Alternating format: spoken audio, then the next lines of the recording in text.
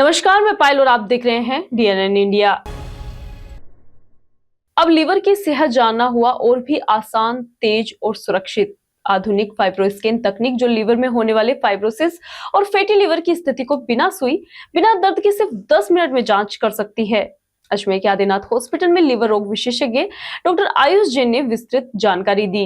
अब लीवर की सेहत जानना और भी आसान, तेज और सुरक्षित। आधुनिक फाइब्रोस्कैन तकनीक जो लीवर में होने वाले फाइब्रोसिस और फैटी लीवर की स्थिति को बिना सुई, बिना दर्द के सिर्फ 10 मिनट में जा सकती है। अजमेर के आदिनाथ हॉस्पिटल में लीवर रोग विशेषज्ञ डॉक्टर आयुष जैन ने बताया कि हेपेटाइटिस फैटी लीवर ये लंबे समय तक शराब के सेवन से लीवर में वसा की मोटी परत जमना शुरू हो जाती है, जिससे लीवर कठोर होने लग जाता है, जिसे फाइब्रोसिस या आगे चलकर ये गंभीर बीमारी सिरोसिस में बदल जाता है। फाइब्रोस्कैन तकनीक ऐसी तकनीक है जिसके माध्यम से रोगी को बिना किसी चीरफाड़ के फाइब्रोसिस और फैटी लीवर की स्थिति को जांचा जा सकता है और उसी आधार पर रोगी को इलाज दिया जाता है। लीवर फाइब्रोसिस के बारे में बताया कि यह कुल 4 अवस्थाओं में होता है।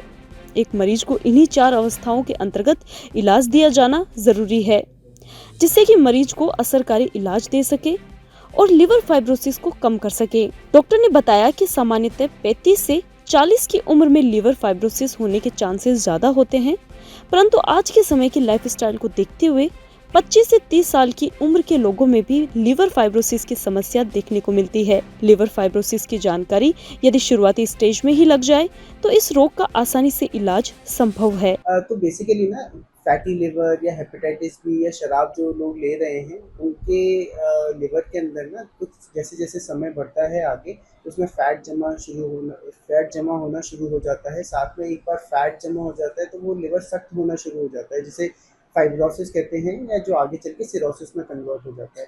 वो एंड स्टेज लिवर डिजीज होती है। तो बेसिकली फाइब्रोस्कैन एक ऐसी मोडालिटी है, नॉन इन्वेजिव टेस्ट है, जिसमें कोई बायोप्सी की ज़रूरत नहीं होती है, कोई चीरफाड़ नहीं करते हैं। एक हम प्रोब के थ्रू ही, हमारी मशीन के थ्रू हम लिवर का स्टिफनेस चेक कर सकते हैं कि लिवर हमारा कितना सख्त हो गया है। उस सख्ती के आधार पर मरीज को किस लेवल का ट्रीटमेंट देना है, किस लेवल के लाइफस्टाइल चेंजेस हैं, वो हम मॉडिफाई कर सकते हैं। फाइब्रोसिस की ये जो पूरी प्रक्रिया है, ये कहाँ पे अभी आप कर रहे हैं? आदिनाथ हॉस्पिटल के अंदर सिटी कैंपस में हो रहा है या चाचियाबाद? ये बेसिकली सिटी कैंपस में हमने अभी स्टार्ट किया है। एंड जो लिवर फाइब्रोसिस होता है वो 4 स्टेजेस में होता है, 1, 2, 3 एंड 4। ठीक है, तो इसके अंदर लिवर फाइब्रोसिस का जो स्टेज 1, 2, 3 और 4 स्टेज भी अर्ली स्टेजेस के अंदर रिवर्स हो सकता है। तो हमें पेशेंट्स को इन स्टेजेस के अंदर कवर करना है ताकि उनको हम अप्रोप्रिएट मेडिकेशंस दे सकें और हम उनका जो लिवर फाइब्रोसिस है उसे कम कर सकें। फाइब्रोसिस के लिए जो आपने बताया, ये जो बीमारी है इसकी पर्टिकुलर कोई एज होती है कि ये इस एज के अंदर होने की संभावना है या किसी भी उम्र में? यूजुअली जो लिवर के ऊपर होने वाली बीमारियां हैं वो 35 टू 40 के ऊपर जो एज लिमिट है उनके अंदर ज़्यादा कॉमन है। बट आजकल जो यंग एज ग्रुप है 20 टू 30, वहाँ पे ही फैटी लिवर होना स्टार्ट हो गया है। तो ऐसा नहीं है कि सिर्फ ओल्ड एज वाले लोगों को ही थोड़ा परेशान होना पड़ेगा, क्योंकि जो यंगर एज है, जो हमारा यूथ है, वो भी फैटी लिवर से काफ़ी हद तक ग्रसित होना शुरू हो गया है। तो हमें उनको भी टारगेट करना है कि कहीं फैटी लिवर उनको तो नहीं है, लिवर फाइब्रोसिस की तरफ तो नहीं जा रहा है। कुछ मेडिकेशन अगर दे सकते हैं तो उन्हें रोक लिया जा सकता है अर्ली स्टेज में। मुहर्रम की 5 तारीख को दोराई के सभी इमाम बारगाहों में जनाबे अली अकबर का ताबूत उठाकर श्रद्धांजलि दी गई। इसके साथ ही अलम व चौकी का जुलूस निकालकर जियारत करवाई गई। मुहर्रम की 5 तारीख को दोराई के सभी इमाम बारगाहों में जनाबे अली अकबर का ताबूत उठाकर श्रद्धांजलि दी गई। इसके साथ ही अलम व चौकी का जुलूस निकालकर जियारत करवाई गई। अंजुमन जाफरिया के सचिव सैयद आसिफ अली ने जानकारी देते हुए बताया कि आज 5 मुहर्रम से दोराई में मंजलिसों के साथ जियारतों का सिलसिला शुरू हो गया है, जो कि 10 मुहर्रम तक चलेगा। शिया समुदाय के घरों और इमाम बाड़ों में भी मंजलिसें हो रही है। दोराई में होने वाली मंजलिसों को मौलाना हुसैन मेहंदी, मौलाना सलमान अली, मौलाना तकी जाफर साहब खिताब कर रहे हैं। सभी खिताबों ने आज इमाम हुसैन के बेटे जनाबे अली अकबर की शहादत बयान की। साथ ही पैगंबर ए इस्लाम हजरत मोहम्मद के नवासे हजरत इमाम हुसैन व उनके 72 शहीदों के वाक़यात बयान किए। बादे मंजलिस अंजुमने शहादीन फुरात, अंजुमन फतह फुरात, अंजुमन जाफरियान के नौजवानों ने जुलूसों में नोहा खबानी के साथ मातम किया। नाज़रीन इकराम सलाम अलैकुम व रहमतुल्लाहि व बरकातहू। जैसा कि आपके इल्म है कि मुहर्रमुल हराम का सिलसिला जारी व सारी है और आज मुहर्रमुल हराम की 5वीं तारीख़ आ गई है।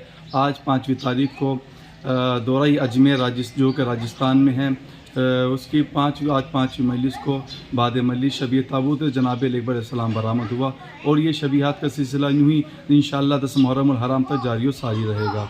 मैं सलमान रिजवी जारची खुद दौरा अजमेर में अशरे मुहर्रमुल हराम खिताब कर रहा हूँ। अजमेर के जयपुर रोड पर संयोगिता नगर में 22 बीघा में बनाए गए जिला न्यायालय के नए भवन का उद्घाटन होने के बावजूद आज दिन तक उसमें शिफ्टिंग नहीं होने से अधिवक्ताओं में रोष है। अधिवक्ताओं ने न्यायालय प्रशासन से सर्वहित में निर्णय लेने के लिए दरख्वास्त की।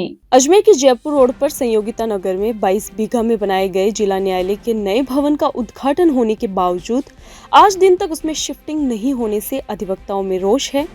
अधिवक्ताओं का आरोप है कि भवन में अधिवक्ताओं के लिए कुल 78 चैम्बर बनाए गए हैं और अजमेर जिले में 2000 के करीब एनरोल वकील हैं और 700 से 800 प्रैक्टिस वकील आते हैं। वकीलों की संख्या अधिक है और चैम्बर्स कम है तो वकीलों में आपसी मतभेद होना तय है। बताया कि भवन के लिए 138 करोड़ रुपए स्वीकृत किए गए थे। अधिवक्ता भवन को 2 मंजिला बनाया गया है और उसका काम भी अभी पूरा नहीं हुआ है। भवन में बनाए गए चैम्बर्स में दरवाजे, फर्श, लिफ्ट, पेंट सहित मूलभूत सुविधाओं का अभाव है, जिसके कारण अधिवक्तागण नई बिल्डिंग में शिफ्ट होने को तैयार नहीं है। कहा कि ऐसी स्थिति को देखते हुए अगर शिफ्टिंग होती है तो अधिवक्ताओं में आपसी मतभेद होना तय है, जिसकी वजह से अधिवक्ताओं में रोष व्याप्त है और अधिवक्ताओं ने न्यायालय प्रशासन से इस पूरे मामले में सर्वहितकारी निर्णय लेने की दरख्वास्त की है। वहीं दूसरी ओर जिला बार एसोसिएशन के अध्यक्ष अशोक रावत व वरिष्ठ अधिवक्ताओं का कहना है कि एडीजे व वरिष्ठ अधिवक्ताओं के साथ मीटिंग के तहत पेंडिंग कार्यों का निरीक्षण किया गया था। सीएम भजनलाल से मुलाकात कर पेंडिंग बजट पास करवाकर नए चैम्बर्स व बने हुए चैम्बर्स को मूलभूत सुविधाओं से परिपूर्ण करवाकर अगस्त या सितंबर तक शिफ्ट करने की प्रक्रिया चल रही है। बताया कि राज्य सरकार की ओर से बजट में अनियमितता की वजह से न्यायालय की नई बिल्डिंग का काम करीब 7 से 8 साल तक लंबित रहा। सरकार से चैम्बर्स का बजट स्वीकृत करवाने के बाद जिला न्यायालय के नए भवन में कार्य चालू हो जाएगा। नई बिल्डिंग का उद्घाटन हो गया है और नवीन कोर्ट में जो 54 न्यायालय बन करके तैयार हो गए। इससे निश्चित रूप से हमें अजमेर जिले वासियों को, आमजन को, अधिवक्ताओं को इसका फ़ायदा मिलेगा, क्योंकि एक ही भवन के अंदर सारे न्यायालय यहाँ शिफ्ट हो जाएंगे और उससे जो आधुनिक न्यायालय बन करके जो तैयार हो गया उसमें जो लास्ट काम जो चल रहा है, क्योंकि अभी भी डीजे साहब की और हमारे जो एडीजे वन साहब के साथ में और सीजीएम साहब के साथ में मीटिंग हुई थी, उसका निरीक्षण भी हम लोगों ने किया था। तो फाइनल स्टेज पे उसका काम चल रहा है और ये हमारे जो चैम्बरों का, क्योंकि हम सीएम साहब से मिलकर के जो बाकी बचे हुए चैम्बर है उसका बजट आवंटित करवा के उनका भी हम करेंगे। बाकी की जो चैम्बर है उनको लाइट वगैरह उसमें लग रही है और लास्ट साफ़ सफाई का काम उसमें चल रहा है। तो निश्चित रूप से हम हमारे जो सीनियर अधिवक्ताओं और कार्यकारिणी के साथ में बैठ करके और चर्चा करके और फिर उसके अंदर जिस प्रकार से अगस्त या सितंबर तक उसमें शिफ्ट होने की प्रक्रिया चल रही है। अब तक क्यों नहीं हो पाया भाई साहब, क्या वजह है इसकी? अब तक उसके अंदर जिस प्रकार बजट जो, क्योंकि इसके अंदर 7-8 वर्षों से इस बिल्डिंग का काम चल रहा था और राज्य सरकार की तरफ से जो बार बार बजट की कमी के कारण थोड़ा सा ये लंबा चला था और अभी भी इसमें जो हमारे चैम्बरों का जो बजट है वो पास करवा करके बाकी के चैम्बर चालू होते ही इसमें जो पर्याप्त बैठने की संख्या चैम्बरों की हो जाएगी, उसके बाद में शिफ्टिंग। कई वर्षों से जिला न्यायालय भवन का कार्य चल रहा है और राज्य सरकार की ओर से विभिन्न जो मदों में पैसा आना था वो रुक रुक कर पैसा आने की वजह से इस न्यायालय भवन का कार्य अवरुद्ध हुआ और हाल ही के अंदर न्यायाधिपति महोदय द्वारा इस नए न्यायालय भवन का विधिवत रूप से उद्घाटन किया और यथासंभव सभी वकीलों के साथ वे न्यायाधिकारी गणियों से बैठकर हमारे अध्यक्ष जी की अध्यक्षता के अंदर विचार विमर्श कर और न्यायालय भवन के अंदर अगस्त सितंबर तक शिफ्ट होने की पूरी संभावना। न्यायालय की नई बिल्डिंग एक तरह से वकीलों में बहुत उत्साह था हाँ, इसलिए बोल रहा हूँ कि हम बहुत एक्साइटेड थे कि यार हमारा नया कोर्ट बनेगा, पक्षकार वहाँ बैठेंगे, पूरी 7 मंजिला बिल्डिंग बन रही है। लेकिन हुआ ये कि जब ये बिल्डिंग बनी तो अधिवक्ता जो भवन था, मतलब हमारे जो चैम्बर्स थे, वो 272 चैम्बर पास हुए थे। सारा बजट एक साथ आया था, सारा बजट से एक साथ सारी बिल्डिंग बननी थी। लेकिन क्या हुआ कि डीजे प्रशासन और इन्होंने क्या हुआ कि एडवोकेट जो भवन था उसमें सिर्फ 2 मंजिला ही बनाई, टोटल 78 चैम्बर बनाए और बाकी उसका सारा पैसा जो है पूरी मेन बिल्डिंग में 7 मंजिल में शिफ्ट कर दिया। वहाँ पे एसी लग गए, वो चमक गया, शानदार हो गया। और जो अधिवक्ताओं का जो सर्वेंट क्वार्टर टाइप ट्रीट किया गया वो अधूरा रह गया। आज दिन तक उसमें लिफ्ट कंप्लीट नहीं हुई, आज दिन तक फर्श कंप्लीट नहीं है, पेंट नहीं है, दरवाजे ढंग से नहीं है, कचरा भर रखा है। आज दिन तक वहाँ काम चल रहा है, सिर्फ 2 मंजिला चल रहा है, 78 चैम्बर है। तो इसको लेके फिर वकीलों में रोष हुआ कि यार ये कौन सी बात है। वकील कोर्ट ऑफिसर होते हैं, जिस तरह से न्यायालय काम करते हैं उस तरह वकील भी काम करते हैं। तो अप्रैल में क्या हुआ कि इसका मार्च में अप्रैल में इसका इनॉग्रेशन का हुआ, तो उस वक्त वकीलों ने विरोध किया कि भाई हमारे तो चैम्बर बने नहीं और कोर्ट की चैम्बर बन जाएगी। तो उस वक्त ये हुआ कि डीजे साहब ने एक आश्वासन दिया वकीलों को, बार एसोसिएशन को, कि भाई ये कोर्ट यहाँ तब तक शिफ्ट नहीं होगी जब तक वकीलों के बैठने की समुचित व्यवस्था नहीं हो जाएगी। अब वो व्यवस्था तो हुई नहीं, इस कारण से कोर्ट का इनॉग्रेशन होने के बावजूद आज दिन तक वहाँ पे एक भी कोर्ट शिफ्ट नहीं हुई। अब इसमें किसका दोष है, क्या है, ये तो अब हमारी बार एसोसिएशन जाने, कोर्ट के अध्यक्ष जाने, डीजे साहब जाने। लेकिन स्थिति ये है कि अभी वकीलों के बैठने की वहाँ समुचित व्यवस्था नहीं है। जब तक ये व्यवस्था नहीं हो जाएगी वकीलों में रोष है।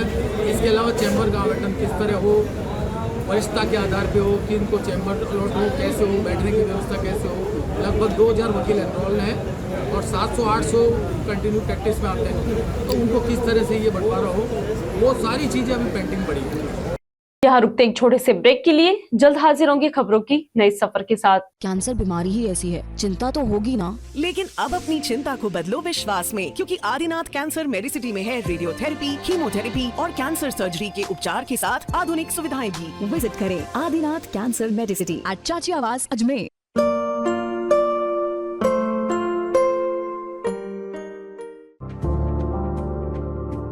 Are you not excited?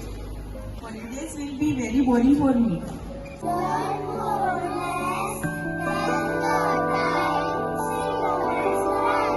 I opt for using black rice and sugar. This black rice has a very unique flavor.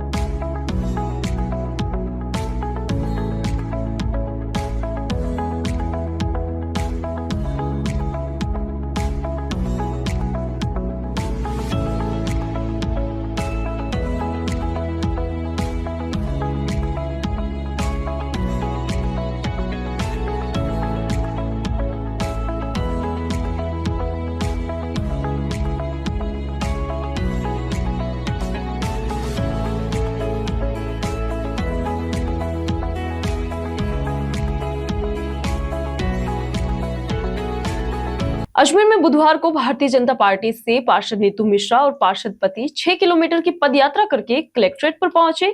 Collectorate पर विरोध करते हुए जिला कलेक्टर को ज्ञापन दिया। ज्ञापन देकर वार्ड 41 में सीवरेज कार्य की लापरवाही से हुए बदहाल स्थिति और लगातार हो रहे हादसों को लेकर अवगत करवाया और जल्द ही इसे ठीक करवाने की मांग की।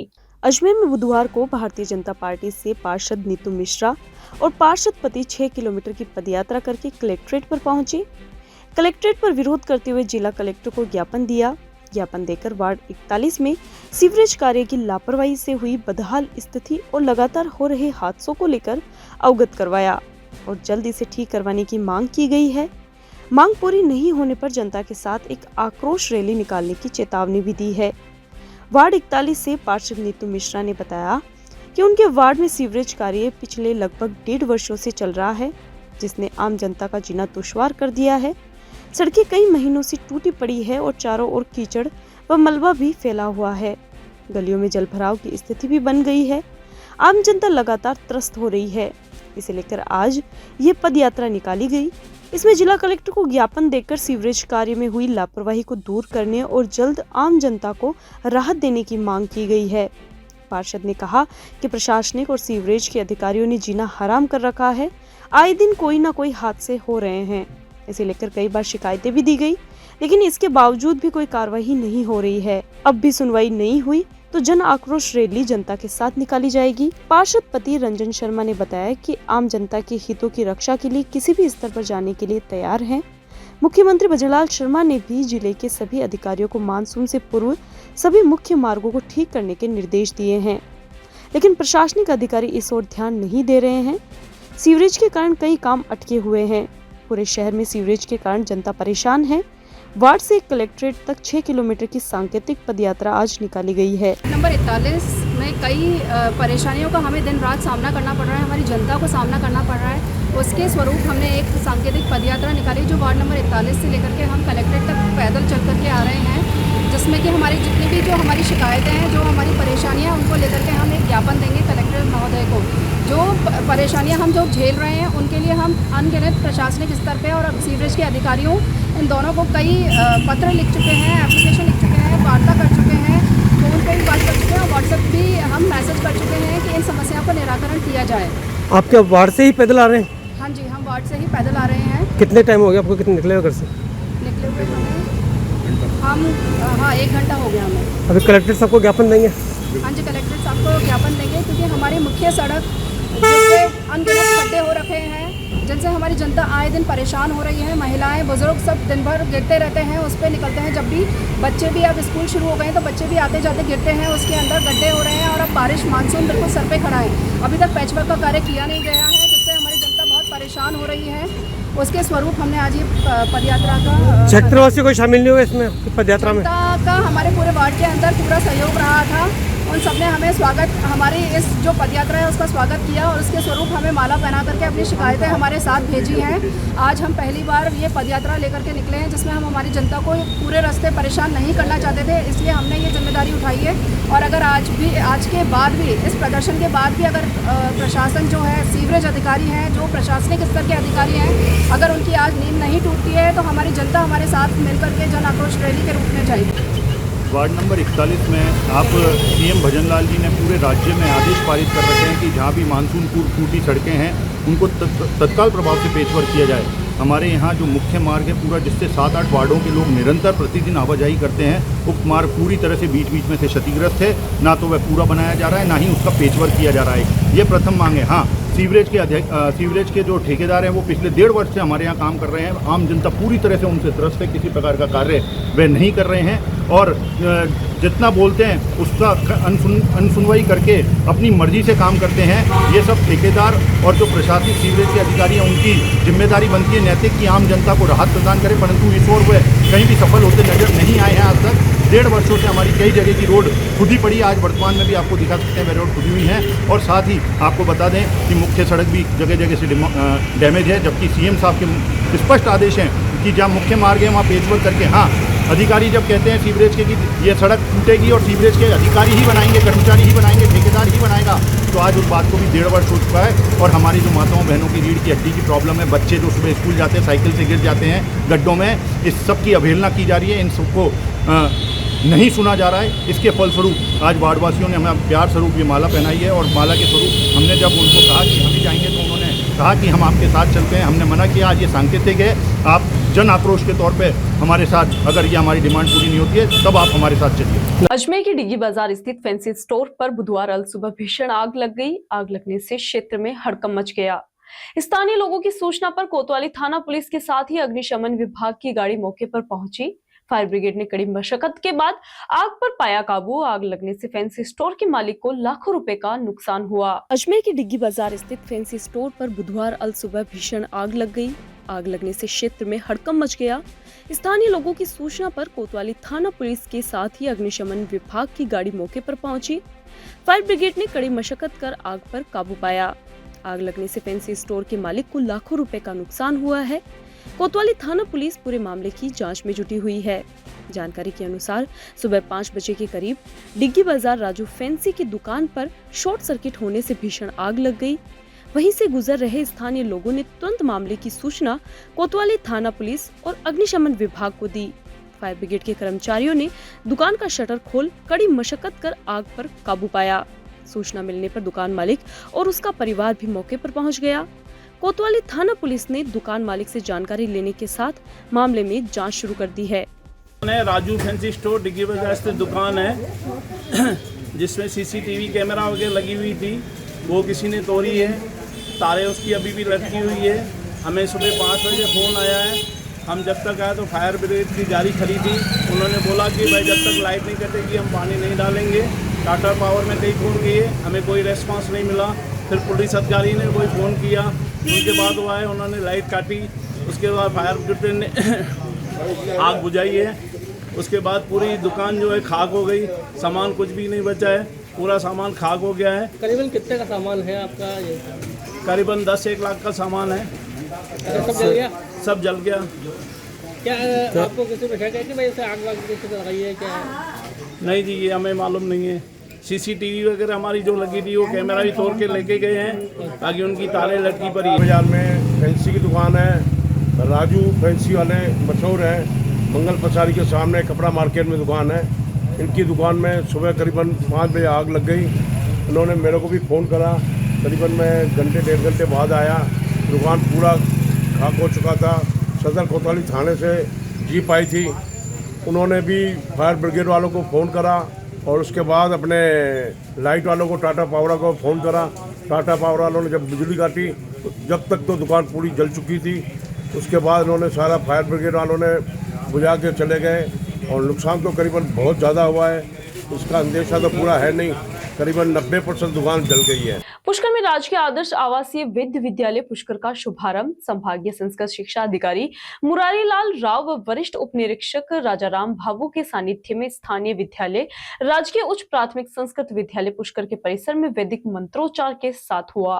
पुष्कर में राजकीय आदर्श आवासीय वेद विद्यालय पुष्कर का शुभारंभ संभागीय संस्कृत शिक्षा अधिकारी मुरारी लाल राव व वरिष्ठ उप निरीक्षक राजाराम भांबू के सानिध्य में स्थानीय विद्यालय राजकीय उच्च प्राथमिक संस्कृत विद्यालय पुष्कर के परिसर में वैदिक मंत्रोच्चार के साथ हुआ। इस अवसर पर सावित्री वेद विद्यालय के आचार्य के साथ वेद पाठी विद्यार्थियों ने मंगल पाठ से नव प्रवेशित छात्रों का स्वागत किया। संभागीय संस्कृत शिक्षा अधिकारी मुरारी लाल राव ने नव प्रवेशित छात्रों को तिलक व माला पहनाकर स्वागत किया तथा अपने संबोधन से सरल भाषा में वेद व संस्कृत भाषा का महत्व बताकर आशीर्वचन प्रदान किए। वरिष्ठ उप निरीक्षक राजाराम भाबू ने वेद विद्यालय की व्यवस्थाओं से अवगत करवाकर अधिकाधिक नामांकन के लिए प्रेरित किया। स्थानीय विद्यालय की प्रधानाध्यापिका रीना चौधरी ने मंच संचालन करते हुए भारतीय संस्कृति के विषय में व विद्यालय परिसर से सभी को अवगत करवाया। आज वेद विद्यालय के शुभारंभ अवसर पर नामांकन व संस्कृत भाषा के प्रचार प्रसार के लिए आयोजित प्रभात रैली को संभागीय संस्कृत शिक्षा अधिकारी ने हरी झंडी दिखाकर रवाना किया। आवासीय वेद विद्यालय में सभी वर्गों के इच्छुक विद्यार्थी बालकों को वेदाध्ययन का अवसर प्राप्त होगा। इस वेद विद्यालय में कक्षा 6 से प्रवेश दिया जाएगा। सभी प्रवेशित बच्चों को आवास सहित गणवेश, पाठ्य सामग्री, भोजन सहित समस्त सुविधाएं निःशुल्क प्रदान की जाएगी। जल संसाधन मंत्री विधायक सुरेश सिंह रावत के प्रयासों से तीर्थ नगरी पुष्कर में राजकीय आवासीय वेद विद्यालय का स्वप्न साकार हुआ है। संस्कृत सूक्तियों के उद्घोष के साथ प्रभात रैली नगर के मुख्य मार्ग से होकर संस्कृत विद्यालय पहुंची। कार्यक्रम में वेद विद्यालय के प्रधानाध्यापक मुकेश कुमार शर्मा ने वेदों तथा प्रवेशोत्सव के विषय पर जानकारी देकर अतिथियों का अभिनंदन व आभार प्रकट किया। देखिए, ऐसा है, राजकीय आदर्श वेद विद्यालय पुष्कर की स्थापना राजस्थान सरकार के बजट प्रस्ताव से हुई है। तो पहले वेद विद्यालय में से एक हमारा ये पुष्कर वाला विद्यालय है, एक जयपुर में खुल रहा है, कोटा में और जोधपुर में। तो इसका उद्देश्य जो है विद्यालय का यही है कि हम अपनी जो संस्कृति है, जो अपने भारत की कहा जाता है कि भारतस्य प्रतिष्ठा द्वे संस्कृतम संस्कृतिस्तथा, तो संस्कृत और संस्कृति को अगर बचाना है और विश्व शांति की ओर बढ़ना है, जन कल्याण और विश्व कल्याण की भावना अगर हमें रखनी है तो वेदों की ओर लौटना होगा। जब तक जो वैदिक काल में गुरुकुल हुआ करते थे और सर्वांग शिक्षण हुआ करता था, जिसको ओवरऑल डेवलपमेंट के नाम से आजकल अंग्रेजी माध्यम विद्यालयों में सुना जाता है कि ओवरऑल डेवलपमेंट होता है, लेकिन वास्तव में वहाँ भी कुछ कमियाँ हमें समाज में वही कमियाँ समाज में दिखाई दे रही। अगर ओवरऑल डेवलपमेंट होता, अगर आजकल की जो शिक्षा है विद्यालय शिक्षा, अगर उसमें ओवरऑल डेवलपमेंट होता तो समाज में जो कमियां हैं और समाज में जो दोष उत्पन्न हो रहे हैं वो नहीं होते। जी सर। तो सरकार ने एक बहुत बड़ा सराहनीय कदम उठाया है, जनहित का ये कदम है, छात्र हित का कदम है कि वेद विद्यालयों की स्थापना एक बड़े लेवल पे होने जा रही है और ऐसे प्रतिष्ठित विद्यालय आने वाले समय में लोगों को दूर से ही नजर आएंगे, आकर्षित करेंगे। यहाँ प्रवेश के लिए मारामारी की स्थिति उत्पन्न हो जाएगी, सीटें भर जाएंगी और अभी मात्र 5-6 दिनों में 4-6 दिनों के प्रवेश में हमारे 11 बच्चे आ गए और अनेक अभिभावक संपर्क में हैं। 11 कल हमने इसका पहला दिन जो जुलाई का 1 जुलाई को विद्यालय प्रारंभ दिन था, हमारे संभागीय अधिकारी यहाँ पधारे थे और उन्होंने भी मोटिवेशन दिया और वेद विद्यालय की स्थापना का मूल उद्देश्य सबको बताया। तो उन्होंने भी ये कहा कि वेदो अखिलो धर्म मूलम यतो धर्म तथा जयते। तो धर्म का मूल वेद है और जहाँ धर्म है वहाँ विजय है। तो ये विद्यालय की मूल भावना यही है कि जो गुरुकुल, जो विश्व गुरु कहलाया करता था भारत, तो न केवल संस्कृत का यहाँ अध्यापन कराया जाएगा, अभी तो अन्य जो विद्यालय शिक्षा है, जो भी पाठ्यक्रम अन्य राजकीय विद्यालयों में चलते हैं, तो विद्यालय की शिक्षा तो जो जहाँ चल रही है, चाहे वो अंग्रेजी विषय हो, हिंदी विषय हो, गणित विषय हो, कंप्यूटर का विषय हो, वो सब शिक्षण तो बराबर चलेगा, लेकिन अलग से वेद अध्यापकों की भर्ती होगी और अलग से अनुबंध आधारित वेद अध्यापक। खबरों के सफर में अभी सिर्फ इतना ही, फिर हाजिर होंगे खबरों की नई सफर के साथ। तब तक के लिए दीजिए इजाजत, नमस्कार।